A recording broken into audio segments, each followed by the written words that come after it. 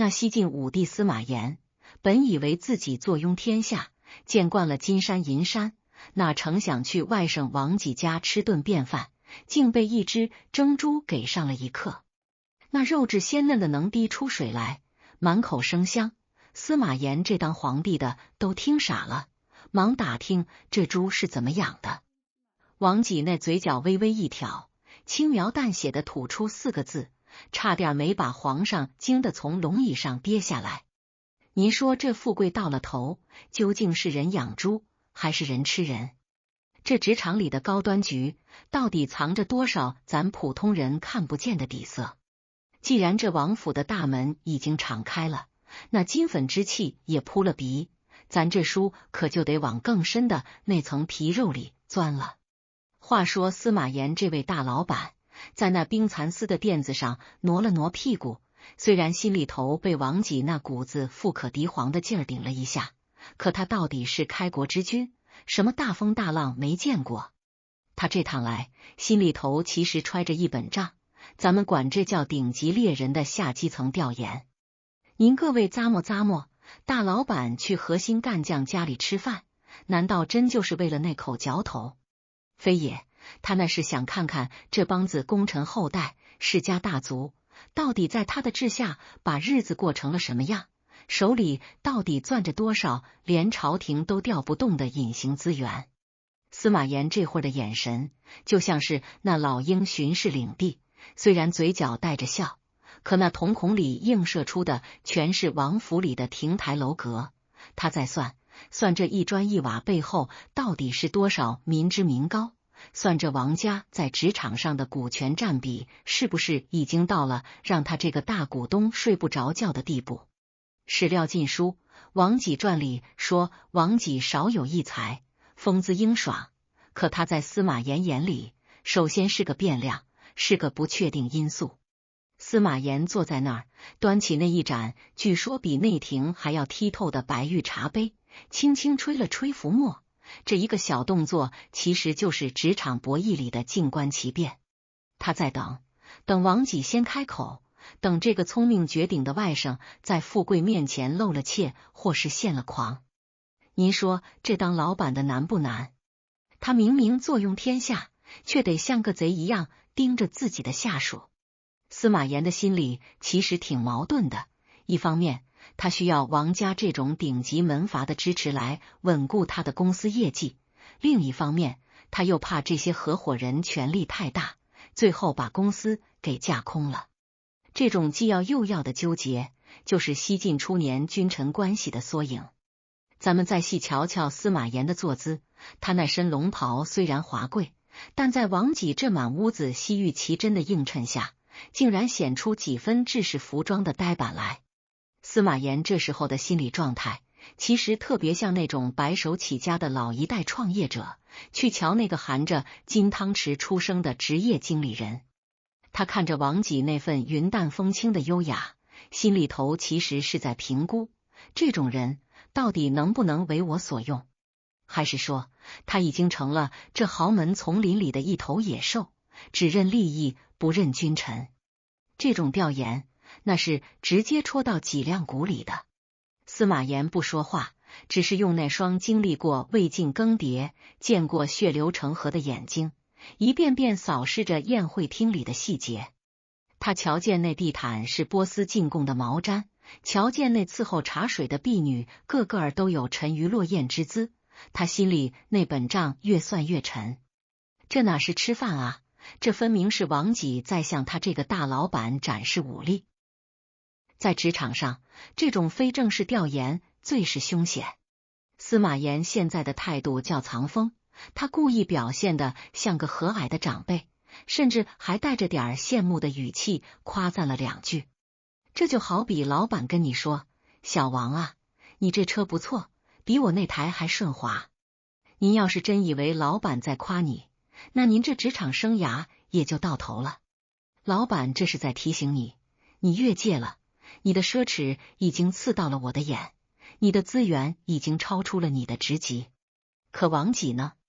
他显然没把这当作警告，反而觉得这是他个人魅力的全方位展示。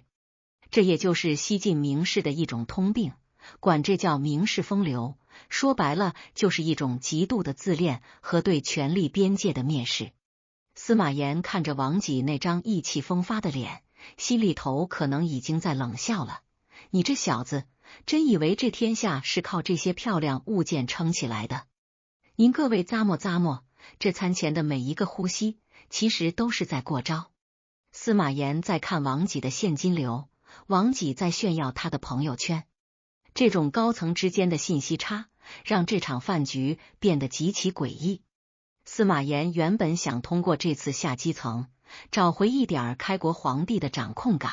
可现实却像是一记闷棍，打得他这位大老板有点耳鸣。他发现自己这个董事长竟然在很多生活细节上还没这个部门经理玩得转。这种权威的流失，对于一个多疑的帝王来说，那是比丢了几座城池还要难受的事儿。他为什么不当场发作？因为他在等一个出口，等一个能让他占领道德高地，把局面掰回来的契机。而王己正亲手把这个契机递到了他的嘴边。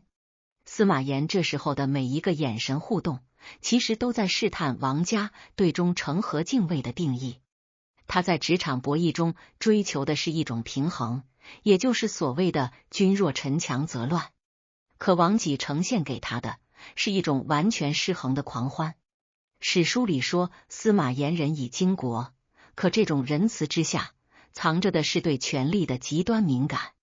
他看着那些在席间穿梭的王府管家，一个个精干的像宫里的内侍，甚至比内侍更有那种大家族的矜持。这说明什么？说明王家的家族教育和组织架构已经完善到了可以独立运行的地步。这对于一个大老板来说，简直就是卧榻之侧的虎啸。司马炎的调研心得里，此刻一定写满了4个字：伟大不掉。这时候，宴会的气氛已经烘托到了顶点，那种名贵香料混合着佳酿的芬芳，让整个空间都显得有些迷幻。司马炎轻轻放下了茶杯，那杯底触碰玉盘的声音清脆悦耳，却在这寂静的博弈中显得格外突兀。他微微侧过头，对着王己笑了笑，那笑容里带着3分慈爱，7分深意，像是要在最后这一刻再给外甥一个机会，看他能不能收敛1、2。可王己回了一个更加灿烂、更加自信的微笑，那是属于顶级豪门的自负，是那种认为金钱和品味可以凌驾于一切规则之上的傲慢。这种心态的对冲，让原本的一场家宴彻底变成了2种价值观的死磕。司马炎这位大老板此刻已经做好了看戏的准备，他知道接下来的重头戏一定会刷新他的认知，但他万万没想到，那震撼会如此鲜血淋漓。这种下基层的调研，最后演变成了一场3观的崩塌。他在心里默默地把对王家的评分降到了冰点，面上却依旧不动声色。这种城府就是职场老狐狸的必修课。而王己正沉浸在自己营造的完美世界里，准备献上那道让他名垂青史也遗臭万年的神级产品。您说，这司马炎的心里是不是已经开始盘算着怎么给这不知天高地厚的外甥降温了？这哪里是在吃饭，这分明是在这富贵乡里生生挖出了一个万人坑。话说这司马炎端坐席间，心里那本账还没算个透亮，这王府后厨的帘子可就轻轻一挑，一股子从未闻见的奇香，瞬间就把满屋子的龙涎香、沉香气全给压了下去。您各位咂摸咂摸，这香味儿不似寻常猪肉的油腻，倒带点清甜的乳气，又透着一股子说不出的鲜灵，顺着那雕花梁柱就钻进了人的天灵盖里。司马炎这辈子在那未央宫里什么珍馐美味没尝过，什么样的御膳房老师傅没见过，可这股子味儿一出来，这位大老板的鼻子尖儿竟然不由自主地抽动了2下，原本还揣着的那点君王架子，那点下基层调研的审视心思，在那一瞬间竟然被这抹香味勾得散了一半。这就是王己的高明之处，也是职场里最顶级的利益诱惑。他不是用钱砸你，他是用一种你连想都想象不到的极致体验，生生把你从权力的神坛上给拽到凡尘的酒肉桌上来。伴随着这股子琉璃香，几个长随抬着一只硕大的琉璃盘稳步而入。那盘子在烛火下流光溢彩，衬得里头的小珠愈发红润如霞。史料是说新语，太池里头记得真真的，说这一盘子上来，那是争尊甚鲜美。这鲜美二字，在魏晋名士的笔下，那是极重的分量。您细瞧那只乳猪，皮儿薄的像纸，透着亮，肉质酥烂到仿佛风一吹就能化了。那油脂亮晶晶的挂在表层，却一点不显烟渣。司马炎瞅着这盘肉，眼里头闪过一丝惊艳。这种经验其实是一种职场防御机制的崩塌。他在心里头犯嘀咕，这王己到底是使了什么鬼斧神工的手段，能把这极俗的猪肉做得这般脱产离俗，像是不食人间烟火的神仙物儿。这就是王己抛出的核心产品。他在用这道菜告诉司马炎，在他的地盘上，即便是最寻常的资源，经过他的深度加工，也能产生让最高权力者都感到自愧不如的附加值。司马炎这位大老板，在那香味的撩拨下，终于还是没忍住，他那双习惯了执掌天下的大手，微微颤着执起了一双金柱，轻轻夹起一块肉送入口中。那一瞬间，肉汁在舌尖爆开，那是融合了极致醇厚与清爽的奇妙口感。司马炎这辈子积攒的那些关于美味的形容词，在这一刻全都失了灵。他在那一刻甚至忘了自己是来调研王家财富来源的，忘了自己刚才还在盘算怎么削弱门阀。这其实就是职场里最可怕的降维打击。当你的下属展示出一项你完全无法理解，甚至无法复刻的高端技能或资源时，你的权威感会产生一瞬间的空白。司马炎此时的龙颜失色，不是因为害怕，而是因为一种生理上的极致愉悦带来的认知失调。他看着王己，眼神里多了一份名为渴求答案的急迫。这对于一个帝王来说，已经是交出了主动权。这种气氛渲染到了极致，屋子里静得连根针掉地上都能听见，只有那琉璃盘里冒出的热气在空中悠悠地打着旋儿。司马炎一边嚼着那块神仙肉，一边在大脑里飞速运转。他在想，这猪是哪个品种？是滨州产的黑猪，还是吴地运来的白蒔？这调料里加了什么？是西域的胡椒，还是南方的豆蔻？可任凭他怎么推演，也推演不出那股子若隐若现、带着一丝奶香的源头。这就是王己的高明，他不仅仅是提供了一个产品，他是在制造一个认知陷阱。在职场社交中，当你能拿出一件让老板彻底看不透的东西时，你就已经在这场博弈中赢得了最昂贵的筹码——好奇心。司马炎这会儿已经顾不得什么五然不悦了，他甚至在心里产生了一种挫败感。这种挫败感源于他发现，在这片他名义上统治的土地上，竟然还有他摸不透的底层逻辑。您各位咂摸，这席间的推杯换盏，此刻全成了这盘乳猪的背景板。王己坐在一旁，看着司马炎那副沉醉又困惑的模样，嘴角勾起了一抹若有若无的弧度。那不是恭敬，那是猎人看着猎物掉进陷阱后的淡然。他太了解这位舅舅兼老板了。司马炎虽然多疑，但也极度追求享乐，这是西晋贵族的通病。王己用的这招叫投其所好后的绝杀，他先让你领略到极致的好，然后再抛出那个足以摧毁你三观的代价。这种博弈手法老辣至极，它映射到现代职场里，就像是一个下属给公司带回了一个利润极高的订单，正当老板喜出望外连声夸赞的时候，他才慢悠悠地说出这个订单背后是踩了多少红线，透支了多少信誉。这时候，老板是该吃这口肉，还是该治他的罪？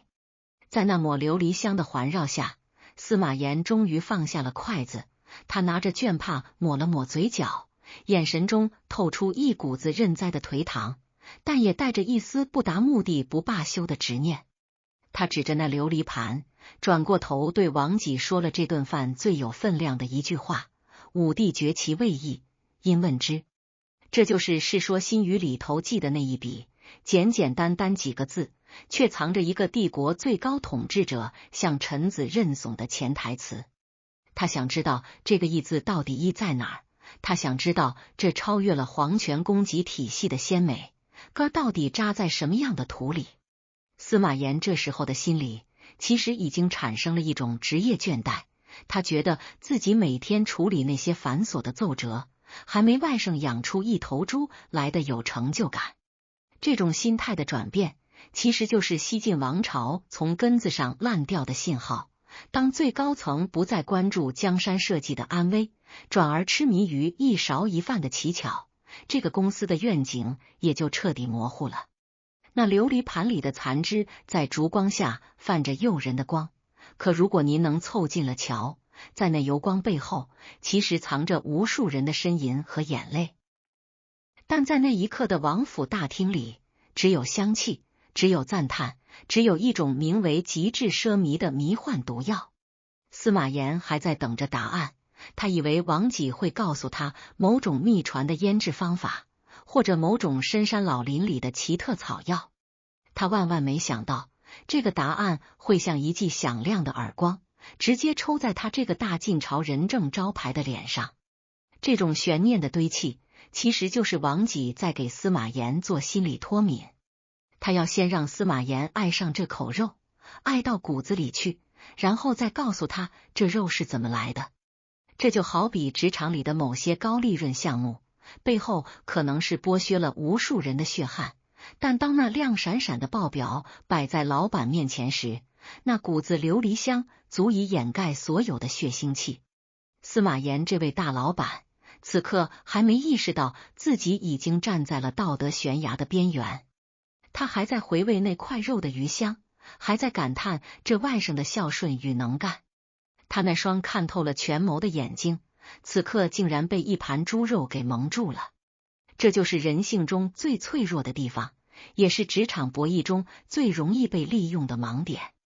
王己瞧着司马炎那副急切的模样，缓缓站起身来，正了正衣冠。他知道时机到了，他要吐出的那4个字，将会把这场华丽的家宴瞬间变成一个修罗场，也将把这满屋子的琉璃香化作一种让人作呕的腐肉味。话说司马炎这手里的金柱刚割下，嘴角还挂着那一抹没散尽的余香，整个人像是掉进了温柔乡里，眼神里透着的尽是满足后的那份慵懒。他抬头瞅了瞅王己，那模样就像是老江湖在打听独门秘籍，满心以为这外甥会吐露出什么长白山的灵芝，或者是东海里的神油，好让他这当皇上的也能回宫给御膳房那帮笨厨子上一课。您各位咂摸咂摸，这时候的席间气氛，那是热络到了极点，火烛摇曳，酒气微醺。司马炎这心里头甚至生出了一丝与民同乐的错觉。可王己这哥们，他哪是那种按常理出牌的种，他那是西晋职场里最不安分的顶级大玩家。他要的不是皇上的夸奖，他要的是一种彻彻底底从灵魂深处把大老板给震慑住的降维打击。王己不慌不忙的起身，先是掸了掸那身价值连城的缂丝长袍，嘴角那抹若有若无的笑意，此刻竟然冷得像山东里的冰碴子。他微微欠身，吐字清晰的就像那玉坠落地，轻飘飘的说了4个字：人如养之。这4个字一出口，您各位想一想，那画面简直像是晴天里落下一个炸雷，把这满屋子的金粉气生生给劈开了一道血淋淋的口子。司马炎那原本还带着笑意的老脸，瞬间就僵在了那儿，那眼珠子瞪得溜圆，像是头一回认识眼前这个外甥。史料世说新语，太池里头记得清清楚楚，必不悦，去之。这4个字背后藏着的是何等荒唐又残忍的逻辑。这猪他不是吃糟食长大的，他是生生抢了那些襁褓中婴孩的命，用那些奶妈子胸脯里的血肉精华给灌出来的。这哪里是蒸乳猪啊，这分明是一盘子揉碎了的人伦，一盘子煮烂了的道德。王己这种凡尔赛式的自白，那是直接把职场博弈推向了同归于尽的边缘。他在那一刻展示出的不是富贵，而是一种近乎魔性的视苍生如草芥的支配感。他仿佛在告诉司马炎，你贵为天子，口口声声说爱民如子，可我王己为了这一口舌尖上的痛快，就能把你的子民当成畜生的饲料，而你刚才不也吃得挺香吗？这种心理上的致命一击，比任何刀剑都要锋利。在现代职场里，这叫什么？这叫极端资源垄断下的傲慢。有的高管为了完成一个 KPI， 为了让自己的业绩在报表上好看那么一点点，他不惜把下属当成耗材，没日没夜的压榨，甚至到了丧心病狂的地步。王己就是这种职场暴君的祖宗，他追求的这种极致，是建立在对他人的极度物化之上的。司马炎这会儿心里那个翻江倒海啊，他终于明白那股子所谓的琉璃香是从哪来的了，那是人血和人乳混合在一起的腥气。他这位大老板平时虽然也讲排场，可他到底还披着一层仁义的皮，他还得靠这层皮来哄着天下的老百姓给他干活。可王己倒好，他直接把这层皮给撕了个稀巴烂，还顺手在上面踩了2脚。这种对职场底线的公然挑衅，让司马炎感觉到了一种从未有过的深入骨髓的冒犯。您各位再咂摸咂摸王己说这话时的神态，他没有羞愧，没有迟疑，反而带着一种你们这帮俗人真没见过世面的优越感。这是一种病态的职场自尊，他觉得只要我有钱，我有权，我就可以重新定义什么是美，什么是善。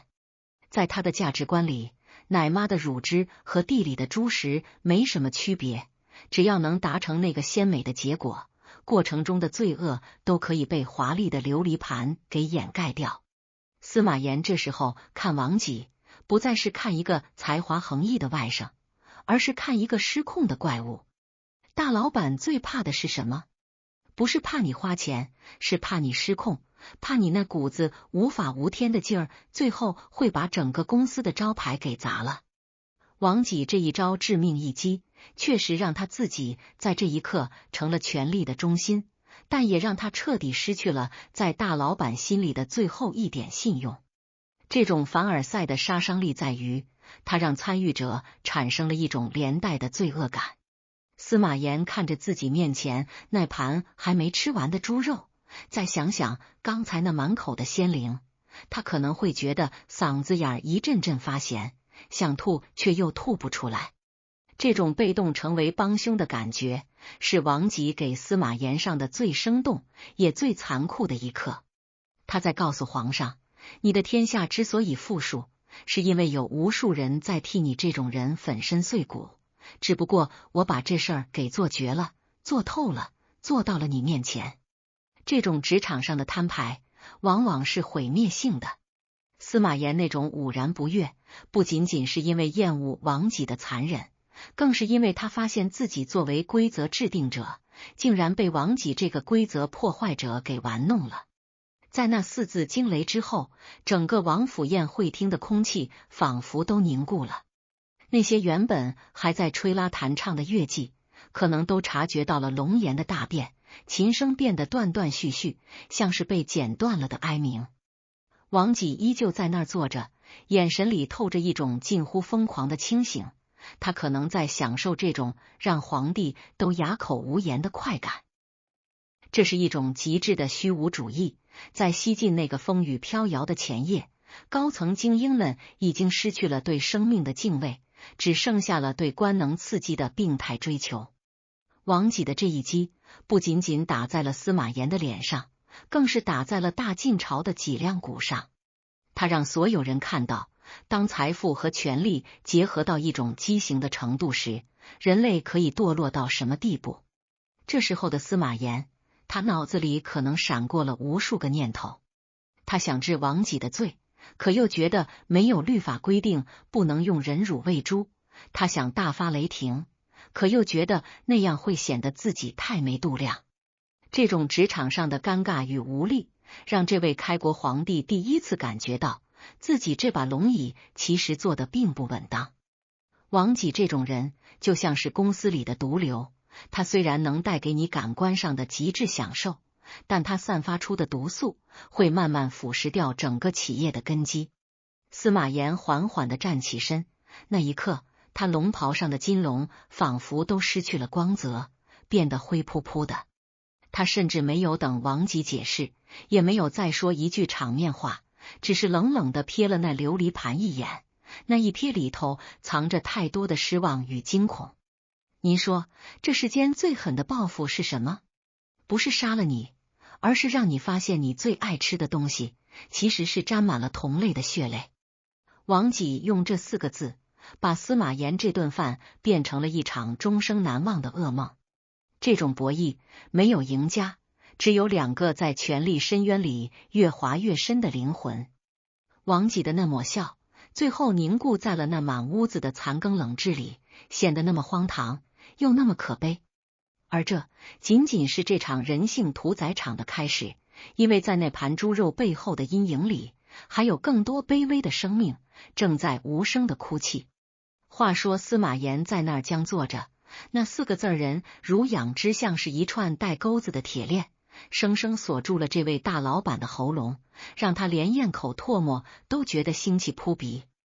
王己坐在对面，那副云淡风轻的模样，活脱脱就是一个把下属当成耗材，把资源玩弄于股掌之间的顶级冷血高管。可您各位咂摸，咱这书说到这儿，不能只盯着这俩大人物的博弈，咱得把这显微镜往下挪一挪，穿过那层金碧辉煌的琉璃屏风，绕过那香气四溢的富贵中堂，一直钻进那潮湿阴暗，连风都透不进来的王府后院去。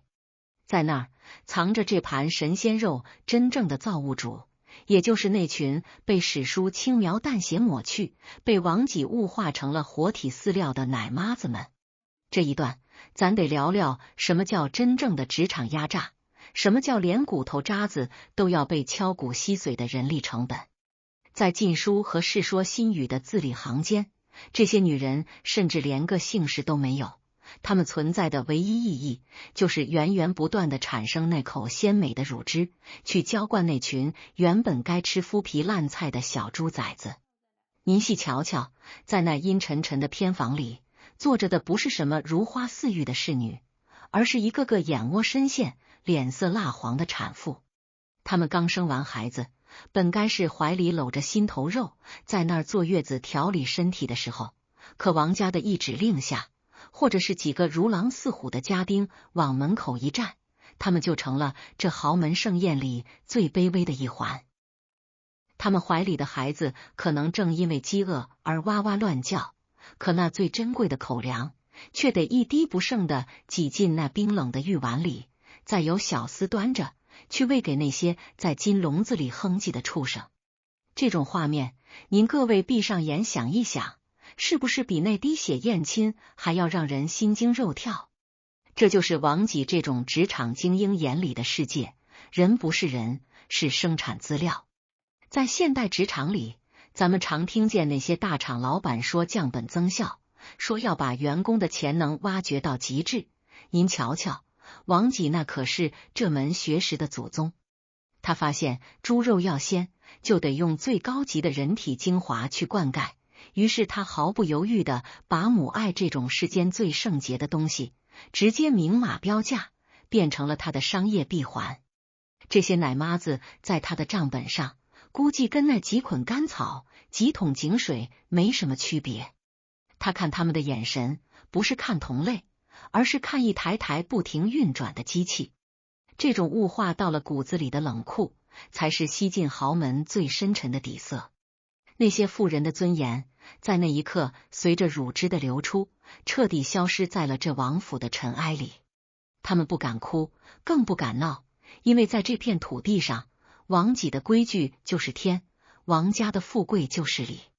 史料里虽然没记这些女人的下场，但咱动脑筋想一想，在这种极度的营养透支和精神折磨下，他们还能活出个人样吗？司马炎在席间吃出的那股子异味，其实就是这些女人干枯的血泪，是她们被迫放弃母性本能后的哀鸣。可讽刺的是，这种违背天伦的行为，在当时的洛阳城里，竟然被当成了一种风流，一种讲究。这种职场文化的崩塌，是从高层对底层最基本生存权的漠视开始的。王己在炫耀他的乳猪时，其实是在向司马炎展示他如何彻底掌控了人力资源的最终解释权。他不需要员工、奶妈有思想，不需要他们有情感，只需要他们提供最纯粹的产出。这种把人当成零件、当成耗材的博弈方式，让西晋的这种富贵透着一种腐烂的臭味。您各位咂摸咂摸，这种事儿要是搁在咱老百姓身上，那是想都不敢想的罪过。可在那帮子名士眼里，这叫不拘礼法。这种雅致背后的泥土气，其实是腐烂的泥土。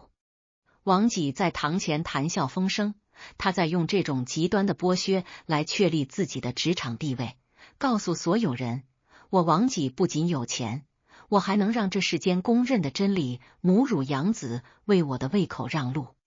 这已经不是简单的浪费了，这是一种权力的炫耀，一种对造物主的公然挑衅。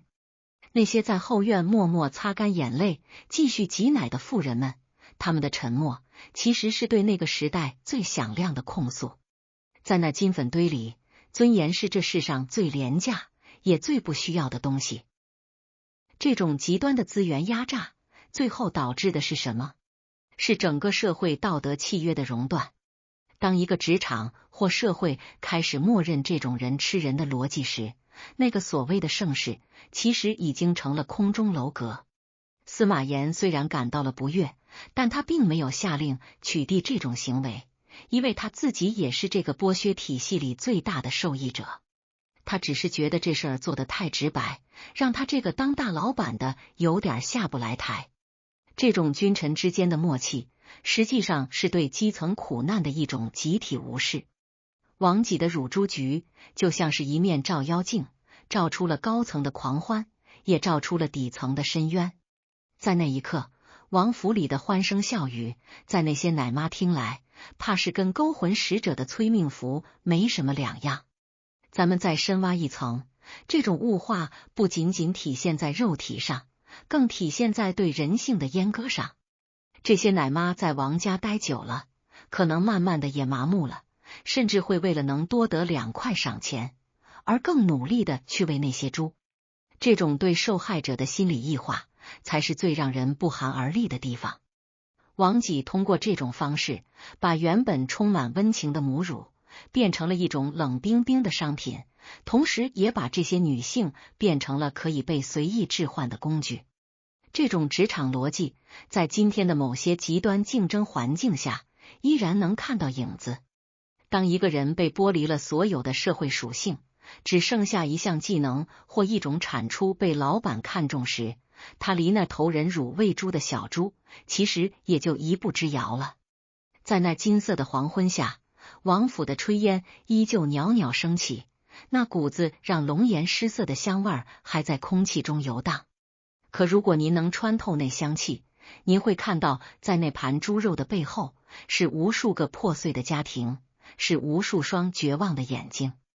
王己那轻飘飘的人乳养之，是这世间最沉重的十字架，压在了那些卑微者的背上。司马炎最后选择离席，或许是他在那一瞬间，在那香气里嗅到了一丝王朝末路的丧气。这种把尊严踩碎了喂猪的行径，注定要被写在史书的最阴暗处，让后世每一次翻阅都能感觉到那种钻心的凉意。这哪里是富贵，这分明是披着绸缎的野蛮，是透着雅致的屠杀。话说在那死一般的寂静里，司马炎原本那张因为微醺而略显红晕的龙颜，此刻像是被寒霜打过的茄子，青白交替，煞是难看。他手里那方原本用来开示嘴角余香的血蚕丝帕子，此刻被他死死地攥在掌心里，指节因为过度用力而微微泛着白。史料《世说新语》里头用了一个极传神的词儿，叫兀然不悦。这4个字您各位得往深了咂摸，它不是那种拍案而起的雷霆之怒，而是一种带着失落，带着嫌恶，更带着一种从骨髓里冒出来的冷意的失望。司马炎在那一瞬间，甚至觉得肚子里刚才那块鲜嫩绝伦的猪肉，变成了一坨冰冷的死肉，正顺着食道往上翻滚着一股子让人作呕的甜腻腥气。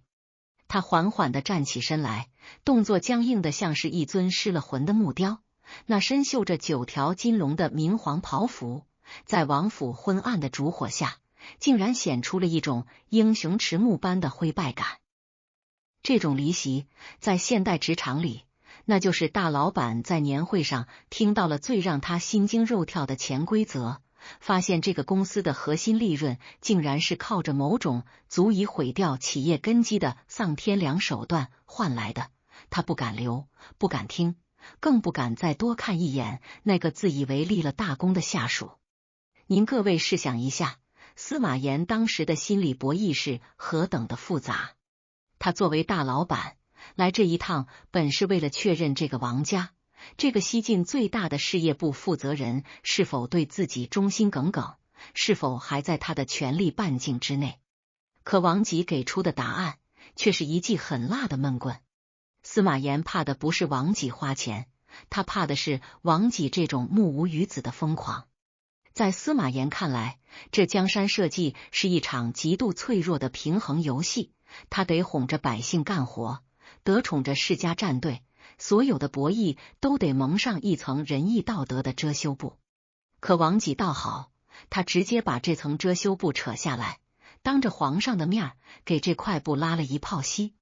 司马炎的不悦其实是一种深层的职业危机感。他发现王吉已经掌握了一套完全独立于皇权逻辑之外的价值体系，在王吉的世界里，只要有钱、有势、有想象力，他可以把人伦踩在脚底，把母乳当成猪食。这种对社会基本共识的践踏，让司马炎感到了一种前所未有的失控感。大老板最怕的不是下属贪污，而是下属已经不信他那一套公司文化了，已经开始自创一套邪门歪道的打法。咱们再细瞅瞧司马炎离席时的那个眼神，他甚至没有看王吉一眼。史料里记他遂起去，连句场面话都没留，这种职场冷处理简直是老辣到了极点。要是他当场大发雷霆，那是把王吉摆在了对等的位置上，那是君臣之间的冲突。可他这么一走，是把王吉直接打入了不可理喻的另类，那是文明对野蛮的厌恶，是老板对一个已经疯掉的员工的彻底放弃。司马炎在走出王府大门的那一刻，洛阳城夜晚的凉风一吹，他可能才猛然惊醒，这西晋的繁华其实就是建立在王吉这盘猪肉上的。他这个当皇帝的，每天在朝堂上听的是尧舜禹汤，可私底下这些功臣贵戚玩的是人辱喂猪。这种巨大的幻灭感，让司马炎不仅是对王吉失望，更是对他苦心经营的这个帝国感到了由衷的恐惧。他意识到，这种奢靡风气一旦开了口子，就像是溃了堤的大河，再多的仁义道德也堵不住那股子腐烂的臭味。映射到咱现代职场，这就好比一个老板发现他的明星销售冠军之所以能拿回惊人的业绩，是因为他用了某种极其卑劣违法的手段去搞定了客户。这时候老板的离席其实是在做风险剥离。司马炎心里明白，王吉这种人他救不了，也不敢救。王己自以为是在献宝，其实是在自掘坟墓。司马炎的离席是他作为大老板最后的一点自我保护机制。他得回宫去，回到那个虽然也充满算计，但起码还讲究点表面规矩的秩序里去。王己在那一刻看着黄舅舅决绝的背影，可能还没反应过来自己错在哪儿了。他可能还在想，这肉明明比御膳房的好吃千倍万倍，皇上怎么就这么没口福呢？这就是典型的职场认知错位。一个人的欲望膨胀到了极致，就会丧失对他人基本情感和道德底线的感知力。司马炎在马车上听着轮毂碾过洛阳城青石板的声音，那咯噔咯噔的响声，在他听来，每一声都像是丧钟。他想起了王己那张英爽的脸，想起了那盘冒着热气的乳猪，更想起了那些在暗营里被迫攻乳的妇人。这种从生理享乐到道德废墟的急速滑坠，让这位开国皇帝第一次感觉到，自己这辈子建立的功业，可能还没这盘猪肉来得结实。司马炎的离席内幕，其实是一场关于权力敬畏心的崩塌实验。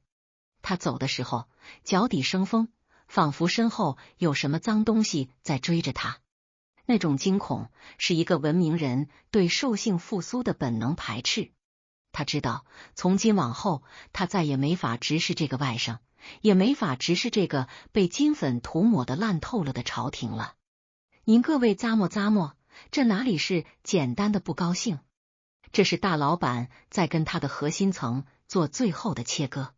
司马炎虽然没治王己的罪，但他的离去就是宣告了王己在政治前途上的死刑。这种兀然不悦是权力的最终审判。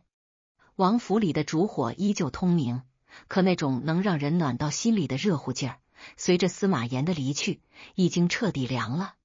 留下的只有那一盘子凉透了的、带着忍辱腥气的残羹冷炙，和王己那颗在富贵中迷失了方向，却还没察觉大祸临头的贪婪心。这种职场上的止损，是司马炎作为皇帝最后的倔强。话说司马炎那架龙辇在月色下走得仓促，车轮碾在洛阳城的青石板上，嘎吱嘎吱的响，每一声都像是抽在王府脸面上的耳光。可您各位咂摸咂摸，这王己难道真是个缺心眼的傻子，不知道这忍辱喂猪有悖天伦，会触了皇上的眉头吗？非也，这背后的水深得能淹死百头大象。王己这么干，其实不是为了给司马炎献媚，而是在这西晋豪门圈子里，在那场看不见硝烟的职场内耗中，被逼到了悬崖边上的致命一跳。这叫什么？这叫内卷式豪赌。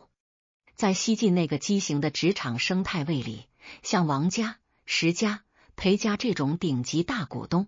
他们已经不满足于比谁的官大、谁的封地广了，他们比的是谁能突破人类想象力的底线，谁能玩出那种前无古人后无来者的变态花活。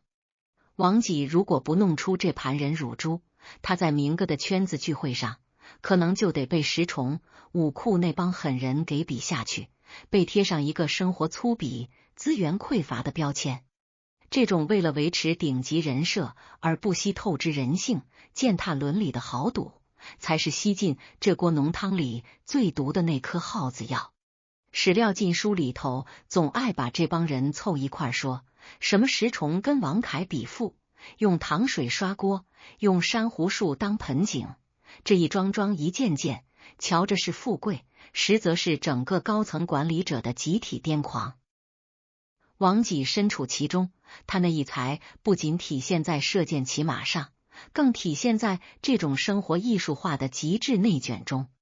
他得让全洛阳的权贵都知道，他王家不仅有钱，还有那种能把活生生的人奶变成畜生饲料的创造力。这种博弈逻辑映射到咱们现代职场，就是那种为了抢资源、争排面，不惜让团队通宵加班到吐血，只为了在 PPT 上整出一个空洞却华丽的创新概念。王己的这盘猪肉就是他呈给西晋贵族圈的一份对赌协议。他在赌这种极致的感官刺激能让他永远坐在社交链的最顶端。可他忘了，当一个人的竞争目标不再是创造价值，而是比谁更糟蹋东西，比谁更没底线时，这个职场的生态平衡就已经彻底熔断了。您细瞧那王几在司马炎走后的神情，他可能在那儿愣了半晌，随后又露出一丝自嘲的苦笑。他瞅了瞅那盘凉透了的猪肉，心里头盘算的或许不是怎么向舅舅谢罪，而是在想，明个要是石崇问起来，我该怎么把这人如养殖的细节吹得更神乎其神。这种社交焦虑是那个时代顶级门阀的通病，他们把这种病态的消耗称之为雅，把对底层的血腥压榨称之为格。王几兄弟几个在家族内部其实也有这种微妙的权力竞争。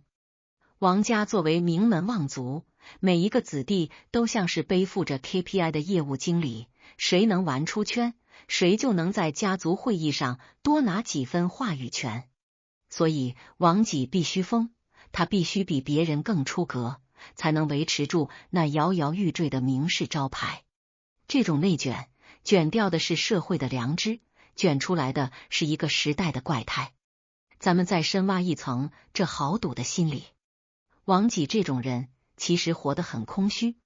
他这种职场高管，手里的钱多到只是个数字，权力大到可以藐视律法，唯一能让他感觉到自己还活着的，就是那种由于极致浪费带来的权力快感。他用人乳喂猪，本质上是在通过毁掉美好的、神圣的东西来确认自己的支配地位。这就像某些职场变态领导，他故意在下班前半小时开会，或者是故意在大半夜给下属打长电话，他要的不是解决问题，而是要看到对方的母性、尊严、休息时间被他肆意践踏。王几就是把这种权力意志发挥到了极致。他以为他在赌桌上赢了面子，实际上他是在赌一个王朝的命脉。当所有的高管都在研究怎么消耗资源，而非积累资源，这个公司离倒闭还能有多远？史料中记载，王几性豪耻，可这豪耻背后是一种深深的阶级傲慢。他觉得那些奶妈的乳汁跟他府里的井水没什么两样，都是可以随取随用的。这种对人力资源的极度物化，正是西晋门阀政治走向毁灭的推手。这种内卷式豪赌，让西晋的财富迅速集中在极少数人手里，然后又被这极少数人用最荒唐的方式给挥霍掉。您各位咂摸，当一个社会的精英阶层不再思考如何治国理政，而是天天琢磨怎么让猪肉吃出奶香味，这个社会的逻辑链条其实已经断了。王几的这盘肉不仅仅是喂给了猪，更是喂给了那个贪得无厌、自寻死路的官僚体系。他在这个圈子里赢了，赢得了石崇的嫉妒，赢得了裴凯的惊叹，但他输掉了司马炎的信任，也输掉了作为一个人的基本分寸。在这场内卷中，王几其实也是个受害者，尽管这种受害者不值得半点同情。他被困在那个名为豪门风流的茧房里，如果不跟着大家伙一起疯，他就会被当成异类排挤出去。这种职场霸凌和群体无意识，逼着一个个才华横溢的年轻人变成了满身铜锈和血腥味的恶魔。他那所谓风姿英爽的皮囊下，装的是一颗被欲望和竞争搅碎了的心。他看着那盘猪肉，仿佛看到了自己的人生，看着挺光鲜，实则是用无数卑微生命的精华给生堆出来的。风一吹，那股子虚假的香气就散了，剩下的全是腥臭的残渣。司马炎的离席其实是在给这场豪赌画一个休止符，可惜王几没听懂，整个西晋的豪门圈子也没听懂。他们还沉浸在那场关于谁更奢华的迷梦里，继续用金钱和人命去对赌。他们赌明天依然会有源源不断的奶妈，赌明天依然会有吃不完的乳猪，赌这大晋朝的江山能永远让他们这么糟蹋下去。可历史是个最公平的庄家，他在暗处冷冷地看着这些赌徒，手里已经握好了那张叫五胡乱华的清盘卡。王己的这种职场神话，最后注定要变成史书里一记清脆的耳光，抽醒那些还在装睡的富贵梦。话说那王己在空荡荡的宴客厅里坐着，身边是还没来得及撤下的残羹，远处是司马炎那远去的龙辇惊起的飞尘。您各位咂摸咂摸，这席散了，可这席面上留下的那股子忍辱腥气，却是怎么删也删不掉了。这不仅仅是王家的一场家宴，这简直是西晋朝野上下一次集体的伦理熔断。什么是熔断？那就是原本用来保护电路、保护底线的保险丝，在那一股子名为贪欲的高压电流冲撞下，咔嚓一声烧焦了，断裂了。从此以后，这人世间的黑白善恶、尊卑人伦，全都没了遮拦，成了一片滋滋冒着黑烟的废墟。王己这轻飘飘的4个字人如养之，就像是往这废墟上又浇了一桶滚烫的灯油。在那一刻，他不仅仅是毁了司马炎的胃口，他更是亲手扯断了维系着这个社会最后一点尊严的脐带。这猪吃的不是奶，是那支撑着大晋朝江山的仁义礼智信里头那个最根本的人字。史料《世说新语》里头把这事儿跟十重豆腐、王凯争奇搁在一块儿，其实是很有深意的。您看那会儿的名士成天价在那儿轻谈老庄，满嘴的无为自然，可转过头来，这所谓的自然竟然变成了违背自然规律的禽兽行径。这种伦理的崩塌，是从那帮子掌握着最高话语权的职场精英开始的。在他们的逻辑里，只要我有钱，我就可以重新定义什么是雅。把原本属于婴儿的生命源泉拿去喂给畜生，在他们眼里，这不叫残忍，这叫不落俗套，这叫名士风流。这种价值观的扭曲，映射到咱们现代职场里，就是那种典型的结果导向论到了病态的地步。为了那点好看的报表，为了那点所谓的极致体验，可以把员工的健康、把社会的公德、把做人的基本良知全部踩在脚底下。王己这种人，他不是不知道羞耻，他是已经把羞耻感通过这种极端的浪费给置换掉了，换成了一种高人一等的快感。这种快感是建立在对伦理彻底践踏的基础之上的。您细瞧瞧那琉璃盘里的残汁，在那五光十色的折射下，映出来的其实是一个时代的丑态。在中国传统的伦理体系里，母乳是圣洁的，是母性的象征，是人伦的起点。可王己硬生生的把这种神圣感给去神圣化了，把它变成了一种像木材、像煤炭一样的初级原材料。这种物化的过程，就是伦理熔断的开始。当一个人不再把同类当成平等的人来看待，而是当成一种可以任意组合、任意压榨的资源时，这个社会的防御机制就彻底失效了。司马炎之所以兀然不悦，其实是他潜意识里感觉到了一种灭顶之灾。他虽然也是这个特权阶层的领头羊，但他还想维持一个人均的幌子，他还知道那根保险丝不能断。可王己这种职场狂人，他已经等不及了，他要在那金粉堆里跳一场最疯狂的舞，哪怕这舞步是踩在无数母亲的血泪之上。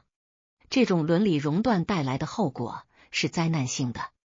它让整个社会的价值观迅速沙化。当底层的人看到高层的人可以如此肆无忌惮地践踏人伦，他们会怎么想？他们会觉得所谓的规矩不过是强者用来戏弄弱者的玩具。这种信任的崩塌，比任何外敌入侵都要可怕。王己的这盘猪肉，其实是在给西晋的根基服毒。他让原本应该作为社会脊梁的知识分子、世家大族，集体滑向了一种精致的野蛮。他们在这种野蛮中寻找刺激，在这种荒唐中建立优越感。这就像是一个大公司，如果高层都在搞这种为了私欲而毫无底线的内耗，那下面的员工谁还会真心实意的为公司的未来负责？大家都会变成冷漠的看客，甚至变成更疯狂的掠夺者。这种伦理的彻底断裂，让西晋的文明变成了一具华丽的僵尸，瞧着外表还光鲜亮丽，内里早就烂透了，全是那股子人辱喂猪的腐臭味。咱们再深挖一敲，王己这种伦理熔断的行为，其实也是一种极其自卑的心理补偿。他虽然门第显赫，虽然才华横溢，但他始终活在司马皇权的阴影下。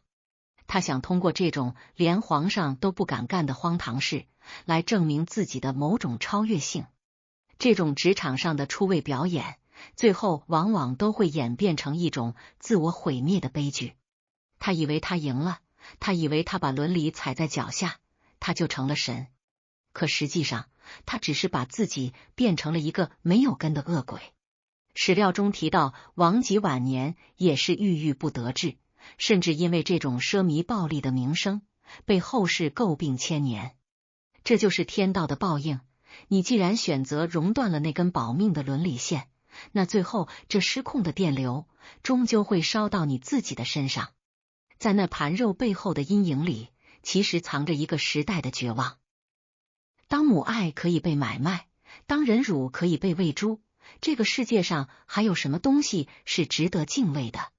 这种对敬畏心的彻底丧失，才是伦理熔断最可怕的毒素。王己坐在那儿，看着那些被他物化的生命，他可能觉得自己是这世界的主宰，可他没看到，那崩塌的伦理大厦正一砖一瓦的往他头上砸。这种职场博弈里的暴力创新，最后只会留下满地的鸡毛和永远无法洗刷的罪孽。西晋的那股子金粉气，其实就是这些腐烂灵魂散发出来的幻象，风一吹就露出了里头血淋淋的骨架。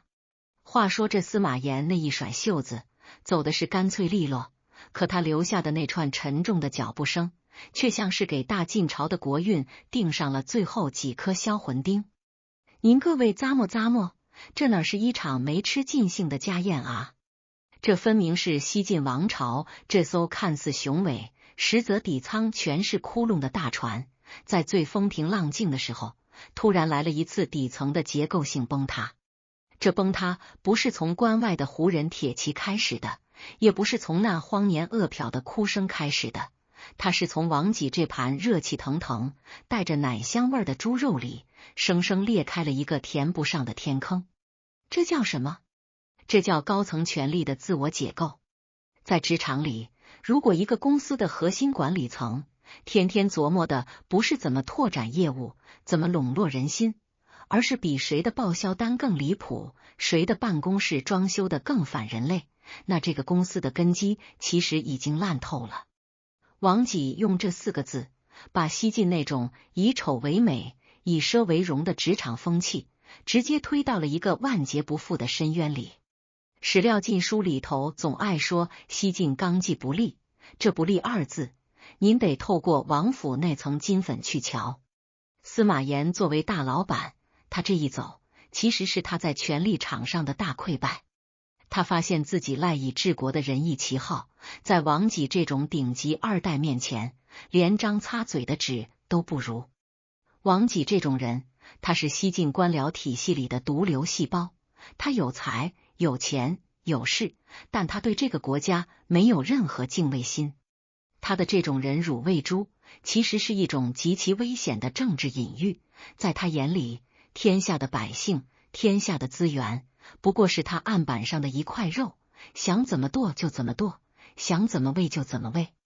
这种思想一旦在西晋的职场高层蔓延开来，那所谓的制度就成了摆设，所谓的法律就成了强者的玩物。这种结构的坍塌，是从内部的价值观腐烂开始的。您瞧瞧，当石崇还在那儿用蜡烛当柴烧，用丝绸遮挡几十里的道路时，王己已经快进到了人兽不分的境界。这种竞争不是向上的攀登，而是向下的自由落体，比谁掉进畜生道的速度更快。这种结构性崩塌映射到咱们现在的职场，就是那种资源诅咒。当一个组织积累了太多的财富，却失去了对这些财富的约束能力时，这些财富就会变成毁灭组织的力量。西晋那会儿，通过三国的战乱，财富高度集中到了项王、石、裴、贾这些顶级家族手里。他们手里攥着的股权，已经让司马炎这个董事长感到如鲠在喉。司马炎为什么不治王己的罪？不是他不想，是他不敢。他要是动了王己，就是动了整个门阀集团的奶酪。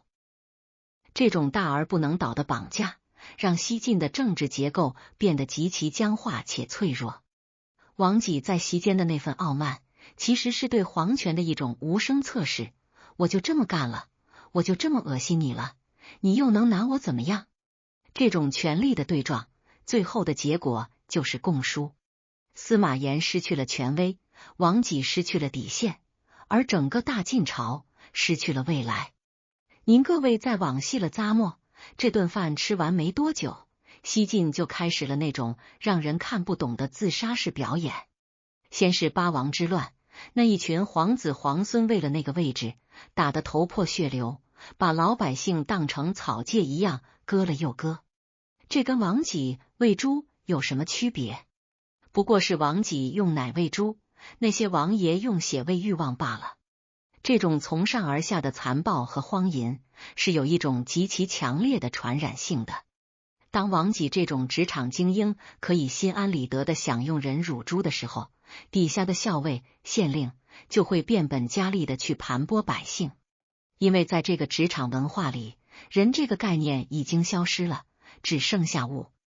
这种结构的崩塌，让西晋变成了一个没有凝聚力的沙堆。等那关外的刘渊、石勒这些猛人一看，哟，这大晋朝的高管们正忙着喝人奶、斗富呢，这江山不抢，都对不起老天爷。这就叫祸起萧墙，这萧墙不是砖头垒的，是人心里的那道防线塌了。史料记载，王己后来因为这种豪奢之气，虽然名声大，但始终没能成为真正的治世之才。这就是职场里最悲哀的一点，一个顶级人才被这种糜烂的职场环境给废掉了。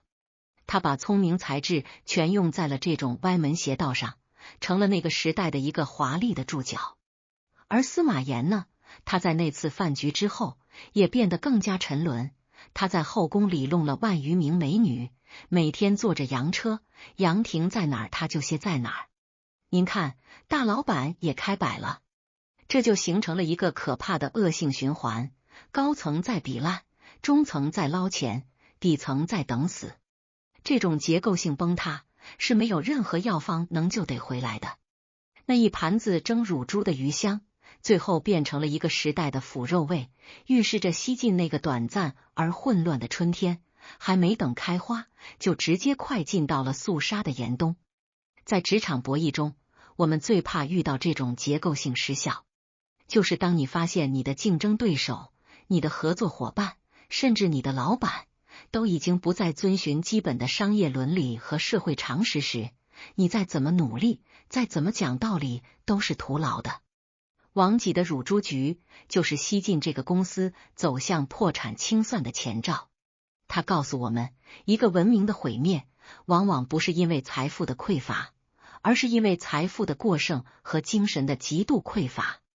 王己在那金粉堆里的每一个笑声，都像是一把锯子，在锯着大晋朝的房梁。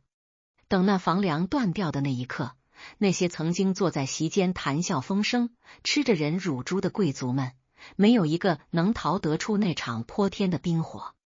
在那洛阳城的落日余晖中，王府的奢华依然在招摇，可那空气中已经隐隐透着一股子血腥和灰尘的气息。这种崩塌是悄无声息的，它藏在每一次极端的浪费里，藏在每一双麻木的奶妈眼里，藏在每一块被咬碎的猪肉里。司马炎带走的是这个王朝最后的一点自尊心，王己留下的是一个无法收拾的烂摊子。这就是历史给我们的最高级爆料。当一个时代的精英开始以反人类为荣时，这个时代的末日就已经写在了那张精美的菜单上。您说，这西晋的倒计时是不是在那琉璃盘碎掉的那一刻就已经开始了？话说这洛阳城的残阳如血，把王府那层层叠叠的琉璃瓦映照的红的发怵，像是刚从那盘蒸乳猪的红亮铁上揭下来的一层血痂。司马炎走了，王己也走了，那1700多年前的推杯换盏，在那场烧遍了整个北中国，把西晋这个短命公司烧得连渣子都不剩的永嘉之乱里，最后都化成了齑粉。史料《资治通鉴》里头在记这段西晋豪奢风气时，笔触里头那是带着刀子带着恨意的。司马光老爷子在几百年后翻看这段账本，他看到的不是王己的风姿英爽，他看到的是一个王朝在逻辑底线上的彻底断裂。这种酒后清醒剂的第一口，苦得钻心。他告诉咱们，当一个社会的精英阶层开始把浪费当成创造力，把剥削当成格调时，这个文明的倒计时就已经在那儿滴答作响了。王己用忍辱喂猪，他赢得了同僚的惊叹，却丢掉了作为人的最后一点神性。在现代职场里，咱们常说用户思维、员工关怀，可您瞧瞧，王己把这两样全给玩死了。他的用户是大老板司马炎，他为了哄老板开心，不惜透支最底层产妇的生命力。他的员工就是那些奶妈，在他眼里，那不是人，那是生物电池。这种职场逻辑如果成了主流，那这个公司、国家的凝聚力就变成了零，甚至变成了负数。这就是为什么西晋在面对胡人铁骑时，那些平时在酒桌上谈笑风生的世家大族，竟然没有一个能站出来真正扛起旗帜。因为在一个把同类当成猪食的文化里，谁还会愿意为了这样的文化去拼命？您细瞧那王己的结局，史书上说他年46而卒，死的也算早。这不仅仅是身体的垮掉，更是精神上的枯萎。这种清醒剂的第二口，辣得烧心，它是在提醒咱们，职场里的所谓高端局，如果没了人性的底色，那最后全都是一场空。王己在那金粉堆里钻了一辈子，他追求的是极致的物质享乐，可他最后留下的名声却是跟残忍、荒唐挂钩。这叫什么？这叫职业声誉的永久性熔断。在现代职场博弈中，有些人为了抢项目，为了上位，不惜给同事下绊子，给公司埋雷。他们以为自己是赢家，其实他们已经在所有人的心里被拉进了黑名单。王己这盘乳猪，就是他递给历史的一张名片。可惜，这张名片上沾满了奶腥味和血腥气，让后世每一个有良知的人看到他的名字都会下意识地捂住鼻子。这种清醒，是咱们这些活在名利场里的人最该时刻揣在兜里的护身符。咱们再深挖一层，这清醒剂里头还有一种涩味，那是关于敬畏心的缺失。西晋的那帮名士天天喊着天人合一，可干出来的全是天人相残的事儿。王己觉得自己能掌控母乳，能掌控猪肉，能掌控皇帝的胃口，他觉得自己就是这世界的神。这种职业傲慢是所有高管、所有成功人士最容易掉进去的坑。当一个人觉得自己可以凌驾于规则、凌驾于道德、凌驾于人性之上时，他其实已经离毁灭不远了。司马炎离席的那一刻，其实是给王己留了最后的一点面子，也是给那个时代留了最后的一点反思空间。可惜，这种清醒太迟了。当整个公司的管理层都在玩这种降维打击的残忍游戏时，单纯靠老板一个人的兀然不悦是救不了命的。这种结构性的腐烂，需要的是剜肉补疮，需要的是推倒重来。您各位咂摸咂摸，咱们今天聊王己，难道只是为了骂他一顿，看他一场笑话吗？不，咱们是在这堆陈年烂账里找一找咱自己的影子。在现代社会的某些角落，是不是也有人在干着人辱喂猪的勾当？只不过这种勾当换了层皮，可能叫9960福报，可能叫末位淘汰的艺术，可能叫为了目标可以牺牲一切。当咱们为了那点碎银子，为了那点所谓的职场晋升，而不得不去挤压同类的生存空间，不得不去践踏某些公认的底线时，咱们离王己那张琉璃盘其实也就一步之遥。这剂酒后清醒剂其实是给咱们每一个还在奋斗路上的人喝的。在这名利场里打滚，您可以求财，您可以求权，但您千万不能把那个人字给丢了。没了那个人字，您吃的再好，住的再好，在历史的显微镜下，也不过是一头被精致包装过的还没开化的畜生。史料《世说新语》最后把王己归到了太齿篇，这个太字用的绝啊，它不仅仅是浪费，它还有一种被时代洪流冲刷淘汰的意思。王己这种人，哪怕他再有才华，也注定要被文明的进步所淘汰。这种清醒是穿越千年的警钟。当那洛阳城的繁华散尽，当那王府的荒草长得比人还高时，唯有那些关于人性的坚守，关于尊严的呼唤，才能在史书的缝隙里留下一点点光亮。司马炎在那晚离席后的叹息，王己在那晚散席后的落寞，其实都是在告诉我们，财富如果没有了温度，那就是冰冷的墓碑；权力如果没有了制约，那就是自刎的利剑。那一盘人乳猪，它是西晋王朝最华丽的遗言，也是人类文明史上最沉重的一篇反面教材。最后，咱得把这杯清醒剂端到您各位面前。您说，这职场博弈到了头，到底图个啥？是图那一口能让龙颜失色的神仙肉，还是图个午夜梦回时能睡个安稳觉？王己这种顶级玩家，最后玩丢了自己的命，也玩丢了国家的运。这种博弈，赢了也是输。咱们在听这段爆料的时候，别光顾着咂摸那肉香，也得咂摸咂摸那奶妈的眼泪，咂摸咂摸那司马炎眼里的惊恐。只有这样，咱们在面对现实生活中的那些乳猪诱惑时，才能稳得住心神，守得住底线。这书说到这儿，这桩跨越千年的人乳喂猪案算是彻底给您各位拆解完了。这盘肉它臭了西晋，却也该熏醒咱们这些后来人。您说，这大晋朝的这顿饭，咱们是不是得记它个一辈子，好时刻提醒自己，这世上最贵的永远不是那琉璃盘里的东西，而是咱这颗还没变凉还没变硬的人心啊。